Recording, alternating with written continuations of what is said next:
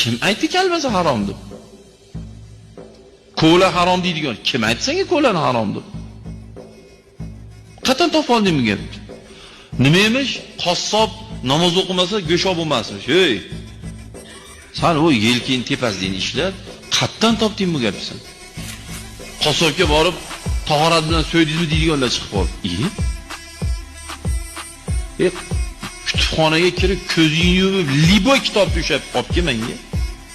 Shu kitobda bormikin shu gap?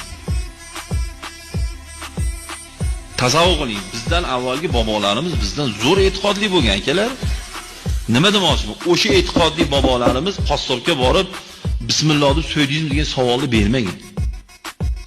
Musulmonlar yashaydigan o'lkada bu savolni berishlik uzuri tupoylik bu, ahmoqlik bu, bu johillik bu. O'zbekistonda qaysi birimiz top beralamiz?